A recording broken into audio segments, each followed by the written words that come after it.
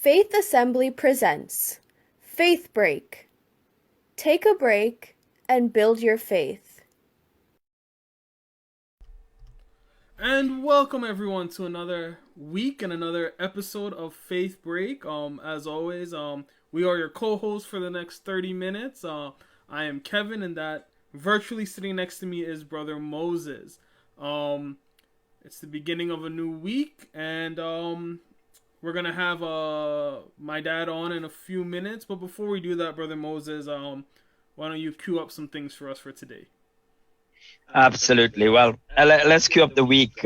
During this week, we're going to spend some time focusing on those who are in the mission field, whether they're involved in Bible school, planting throughout the globe, or as evangelists or as missionaries. We're going to spend some time reaching out to them, dropping in, having a conversation, and getting inspired and informed, as we usually do.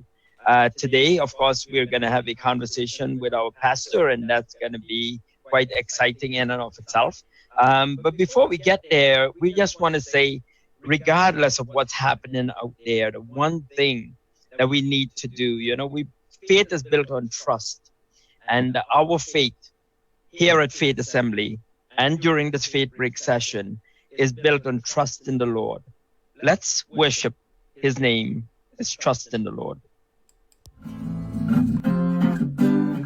Trust in the Lord with all your heart, and lean not onto your own understanding.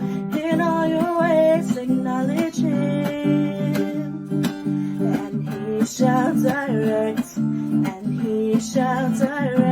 your path. Trust in the Lord with all your heart, and lean not onto your own understanding.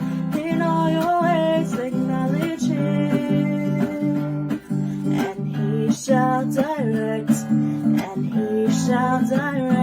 your path. He will not allow your foot to be moved.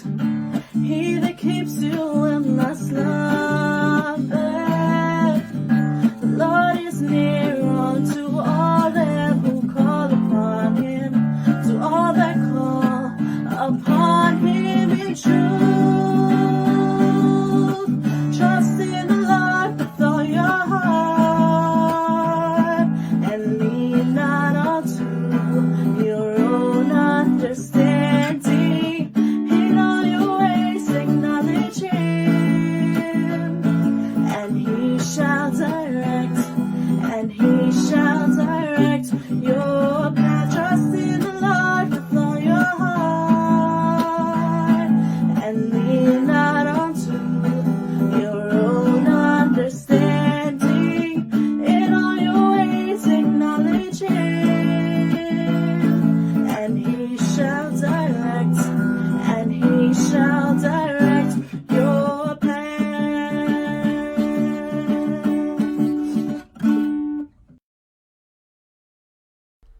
All right, and welcome back, and welcome, Dad, to your regular Mondays with us now.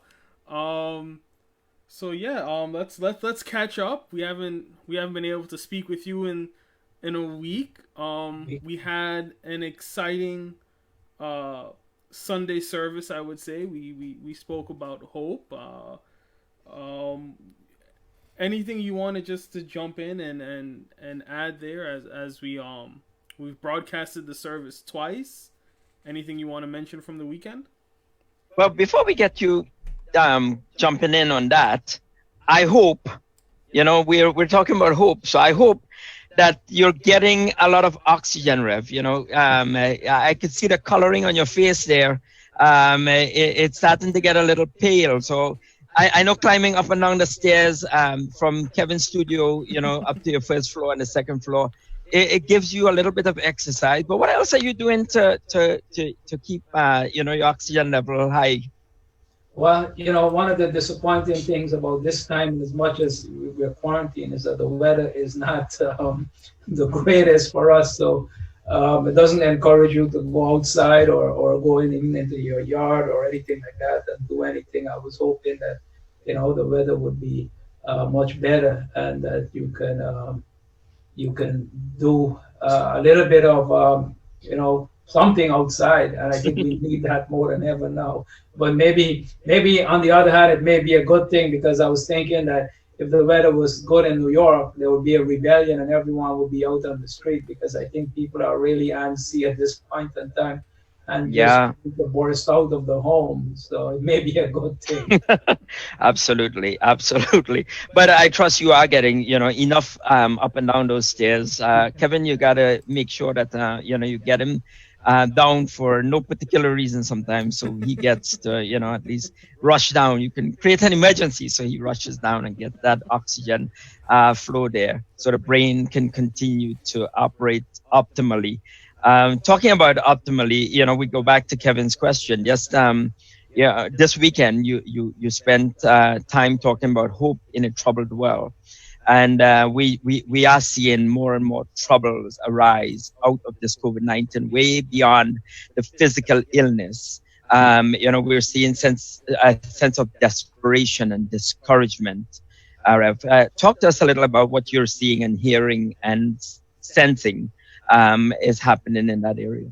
Yeah. Well, definitely, when this first started, I don't think anyone really anticipated where this was going to go, and the effects of all of this. I think for the scientists, they are just being driven by the science and I understand that the politicians, they're driven by just trying to get this thing controlled so that they can control the number of deaths and then pick up the pieces from there. But for those of us who are on a different front line, dealing with human beings and dealing with people, we're beginning to see and sense the hurt that people are going through, that there is a great sense of discouragement and depression that is now setting in on people. We were just joking about the weather, but just the fact that you're indoor and no sunshine, that in itself, adding to a long winter, is just prolonging the sense of discouragement and depression that I think many people are facing right now and are going into, and that can lead to hopelessness. Yeah. And when you have hopelessness, it further leads to mental issues. It leads to physical problems, and the greater problem that depression leads. They say that 50% of the suicide in America is due to depression. And we really have to pray that suicidal spirit does not overtake people's lives, because I think the danger here is probably going to be more than the COVID-19 epidemic itself. No, for sure.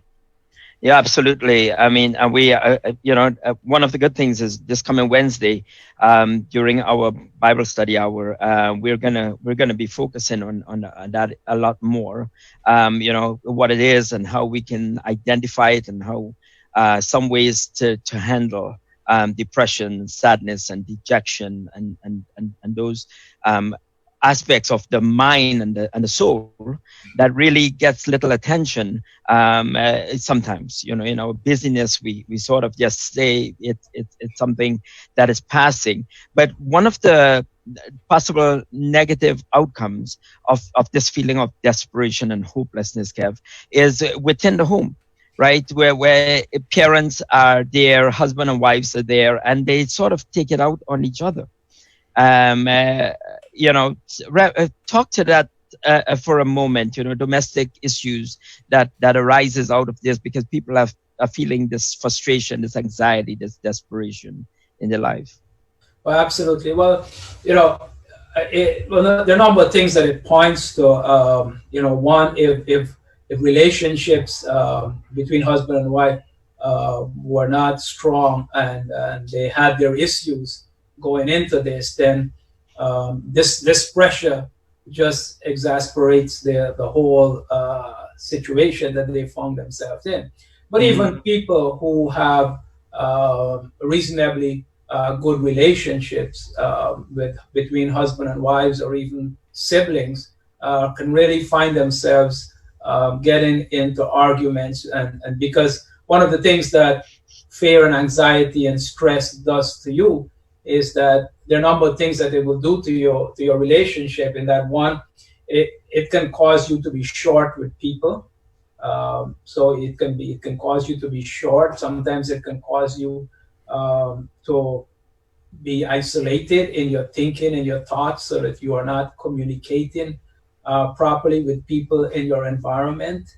The least bit of so something that happens in the home can trigger you and cause you to blow up over something that is, really simple and stupid. And you will find that these are the kind of things that will happen in homes right now, that something simple happens, and because of the anxiety and stress that people are already on the edge, they can blow up. And when they blow up, unfortunately, when you blow up in these situations, you end up blowing up and getting into fights and arguments with the people that you love, and the people who are close to you. And so this culture is not a culture that really promote really good and healthy relationship. For a lot of people, they thought, being home for 5 weeks, man, that would be great. We'll have such a wonderful time. We'll do the things that we always wanted to do. We'll sit around, we'll enjoy life, and we'll enjoy movies and all this stuff. For those who have done that, I think it's great and wonderful. But I think if we were to do a survey, I don't think that a lot of people really accomplished that, because I don't think this turned out the way people expected it. I think people thought this was going to be one big vacation, and it certainly ain't a big vacation. No, for sure. I know Kev, chime in a second, just on the light side here a little bit. I hope you haven't, been causing the distress in the house. Well, I'm locked in the basement, so if I'm causing stress, I don't know how I am. I'm down here. I'm in front of this computer for like 10 hours a day. So if I'm causing stress, there's something else going on. So one of the things about when people have disagreements, and so sometimes you say just take a walk, right? Just walk away from it for a little bit. You can't do that right now easily. Right, it's not like you feel comfortable heading outside the house, and so that adds and compounds. Certainly a really bad situation that could get worse really, really quickly. In lieu of that, Rev, what would be some advice to couples, who are facing, or families that are facing some of these turbulence within the home? Well, there are a couple of things that you have to pay attention to, and number one is, as we often talk about being intentional, and so here is a time where you have to be aware of what is happening inside of you.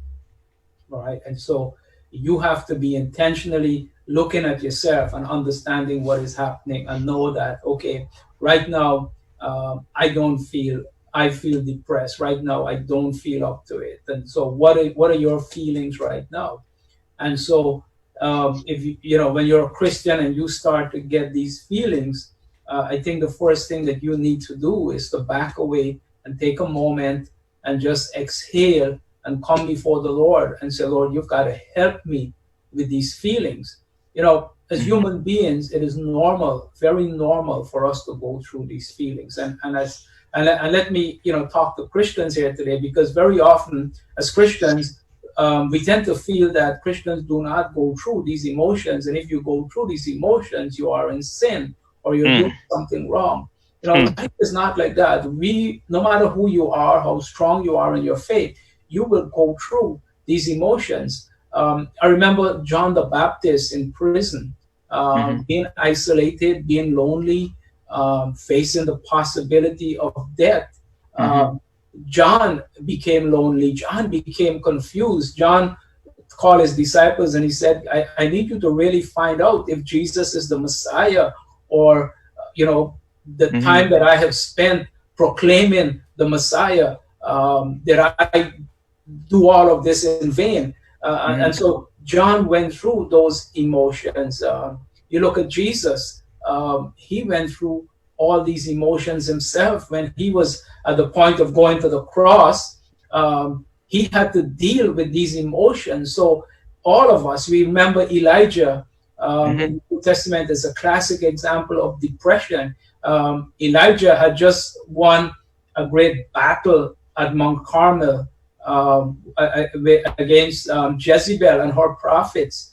And after he won that great victory, what happened? Jezebel threatened him and sent a message to him that says, hey, by the time tomorrow, your head will be the same as the prophets of mine that you killed. And what happened? Elijah, this great man of God, he entered into a funk himself, and he ran away. And in fact, he felt so bad and so depressed that he basically said, God, just kill me. What is my purpose? What is it that I'm doing here? I am just wasting time on the face of this earth. So I just kill me.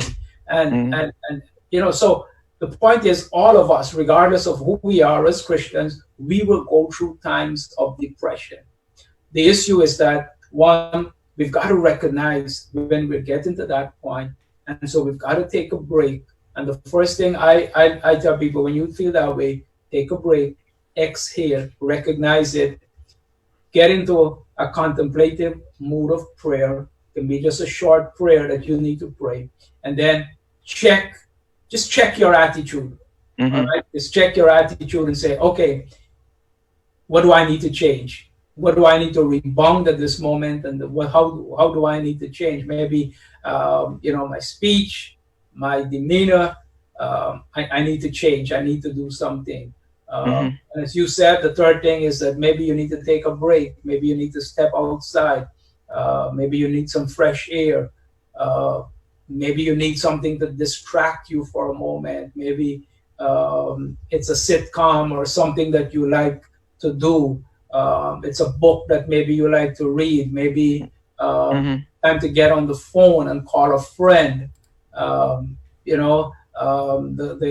call a friend option is always a good thing, to exercise your call a friend option. And very often I do that when I feel, that way. One of the things that I like to do is just pick up the phone and call a friend somewhere and just talk with them a little, and you find that they begin to lift you up. Your mind becomes distracted, and before you know it, you are in a better mood, all right, to deal with what you're faced with.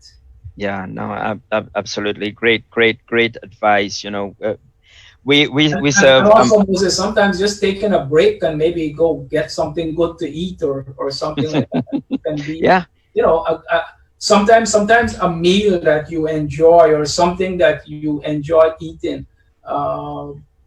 can be good for you at this point in time, because it can help you to nourish you and to lift you up. And food is also very important at this time, because there are certain types of food that will lift your spirit, and there are certain types of food that can cause you to be more depressed. No, absolutely, and knowing those is key, and such a true thing. People talk about comfort food, right? They talk about comfort food, things that are heavy in carbohydrates. Sometimes, a good Italian meal. Some folks Kev, what is your comfort food again? We don't. Our show is not long enough to go through all of my comfort foods. Just know that I'm missing them right now. Yeah. Well, here's something that's constant, right? Constant. Our Lord is great. Yep. Why don't we take a moment and just spend some time and worship Him, and come back and we'll complete this conversation. Great are you, Lord.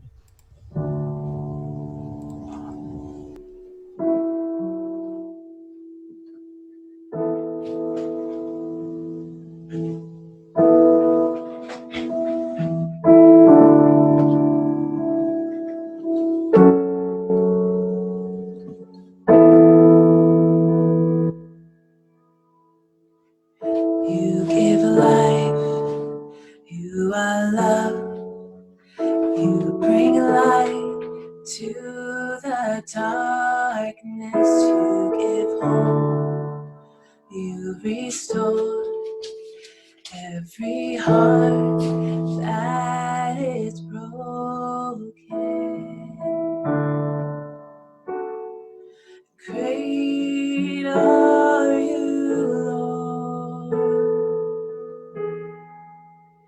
It's your breath in our lungs, so we pour out our praise. We pour out our praise. It's your breath in our lungs, so we pour out our praise to you only.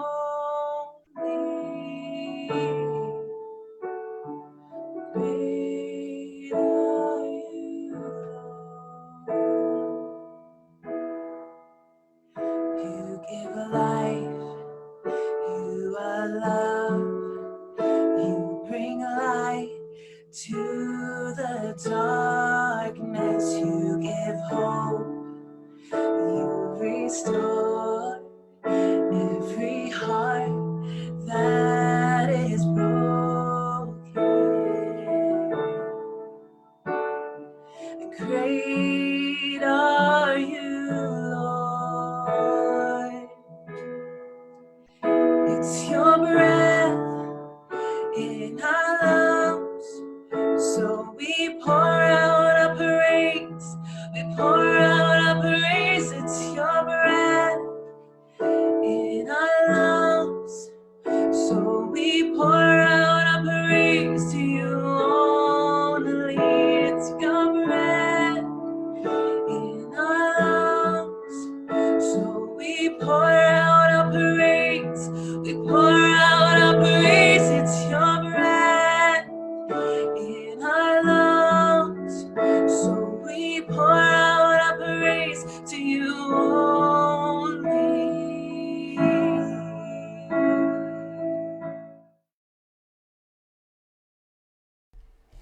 All right. So, Dad, last Thursday, you started a new Bible study, through Zoom, on Bible prophecy, the end times, and COVID-19, and the relationship between those. And I know from my production side of things right now, I know that we probably had one of the largest attendances through Zoom since all of this happened.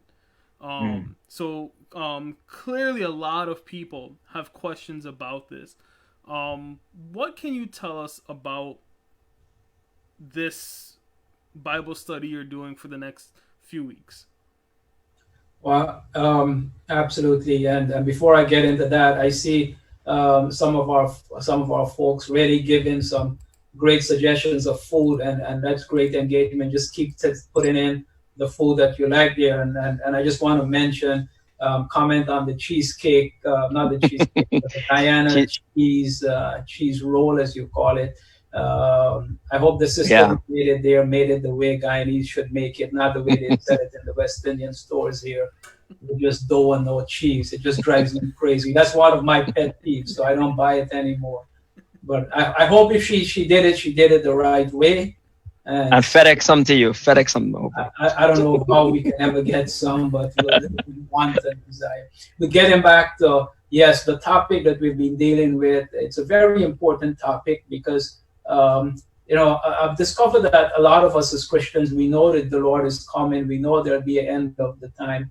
But very often there's a lot of misinformation and misunderstanding of this. And as a result of this, it causes a lot of confusion among Christians.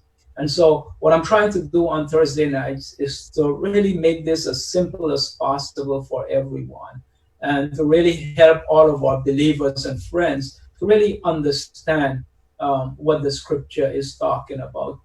For most people, when they look at the end time, they look at the end time in terms of judgment. They use the word apocalypse, which is really not the meaning of the word. when the Bible talks about apocalypse, it doesn't mean the end of the world. It just talks of apocalypse means the revealing, God revealing to us what the end time will be like. But we, as Christians, when we talk about the end time, we talk about it in terms of God's judgment and God's wrath and all of that. But I think I like to take a different perspective of it, and that it's really about God's love for us. That God is in the redemption business, and during this time, what God is interested in is that He wants to give human beings the opportunity that they will come to know Him.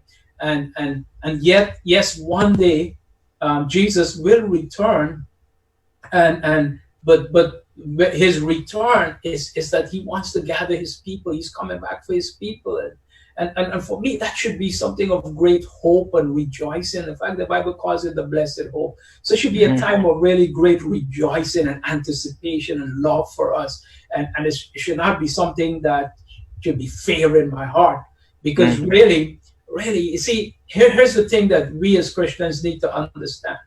We're not citizens of this world. Amen. We are citizens of heaven, but we are temporarily living here. You see, if you're a permanent resident of earth, then you would have a problem leaving earth to go to heaven. But when you are a citizen of heaven, you realize, man, this place is now where I want to be. I'm going to echo the words of the scriptures that says, even so, come Lord Jesus. So I think my goal is to help Christians to really see that and to understand that. But it's also important that we understand the chronology of the end time, because I think a lot of people get this all mixed up, and they really don't understand the chronology. Right now, what we started last Thursday to talk about is prophecy and what prophecy is and why we can rely on the Bible, because I think that's the starting point. Because if we can't rely on the Bible, then everything else after that gets thrown out. There's no point to the rest of the story. But if you believe that the Bible is reliable, now we can look at the story and we can look at the chronology. So what we'll be talking about this Thursday, we're going to be talking, first of all, I'm going to be defining some terms that we use. So we're going to talk about some terms like what is the church age? What is the meaning of the church age? Which is the age that we live in right now, or the age of grace. Then we will define what is the rapture, what is the tribulation, what is the millennium, what is the eternal state. All right. And so these are terms that we need to understand as Christians and have a clear understanding of them. And then after that, I'm going to get into a very important discourse. One of the most lengthy discourses that Jesus had, other than the Sermon on the Mount, is the discourse on Mount Olivet. It's called the Olivet Discourse, simply meaning because he was on Mount Olives and he had this discourse. And this discourse came about because his disciples asked him 3 questions. They were on the Mount of Olives, and before that they were in the temple, and they were admiring the beauty of the temple, because Herod's temple, they say, was one of the most magnificent temples that he had actually improved on what Solomon did. The temple was so huge. I think they say the temple itself, the size of it that Herod built, could hold 29 NFL football fields. It was so huge, and so the disciples were with Jesus. They were walking through this thing like tourists and really examining it and looking at the beauty and the majesty of it. And as they were talking to Jesus about how great this thing is, Jesus looked at them and said, there's coming a time when this whole thing is going to be gone and there will not be one stone left upon the other. When the disciples, they went back to in a private area on Mount Olives, they came to Jesus because they were really disturbed on what Jesus said. And they said, Jesus, when will this happen? What are the signs of your return? And when will be the end of this age? And so they asked him 3 questions that are very important. And so Jesus, in the Olivet Discourse that is recorded in Matthew 24 and Luke 21 and Mark 13, Jesus proceeds to give them the answers to these 3 questions. And that is one of the most fascinating discourses that Jesus had with his disciples. And it's a discourse that we need to really understand. And when we look at the answers that Jesus gives to us on those three questions, it really will open up for us a really good understanding of the end times and the age that we're living in, and what can we expect to happen Yeah. next for us. So, amen. I think it's set up really beautifully for the next set of sessions. I think great anticipation built up here, great preview of what is to come, and I think all absolutely relevant. Kev, if someone did not were not able to attend the last session, is there a facility that we have that they can view it again, or is that So, something to come? right now, you have to be on the Zoom call for this particular Bible study. Um, we will try to work on something that if you can't make it, it'll be made available. But for right now, this is something, because it is much more interactive than our, let's say, our Wednesday night um, Zoom prayer and Bible study. This is something you definitely want to make some time on your Thursday nights from 8 to 9 Thursday night, and you definitely want to be on live with us so that you're able to really be a part of that discussion. I do know that once you're on that call, you are able to get a copy of my dad's notes to keep with you and to review and to study from. So I would definitely encourage everyone to make sure cut some time in your schedule Thursday nights 8 to 9 p.m. Alrighty. If they need the So, connection information, they can go to our church's website at faithassemblychurch.org, and the connection information is there. In fact, you just get on there and you'll find the tab and just click on it, and it will take you straight into the Zoom call. We've made it really easy for everybody. Yeah. very good, very good. Absolutely fascinating discussion today. Thank you, Pastor, for taking the time to be with us and for sharing. We look forward to our next discussion. And this week, it's filled with activities again. If anyone were to go to faithassemblychurch.org, they can see each day and what is happening with times and links to the various events. So again, Pastor, thank you. Kev, I believe our time is way spent. Yeah. So please take us away. Yep. All right. Just so everyone knows, tomorrow we're gonna have a special guest from India with us. So you want to make sure you're here tomorrow. But with that, we hope everyone has a great day. Stay safe and God bless. For more information, please visit our website at faithassemblychurch.org.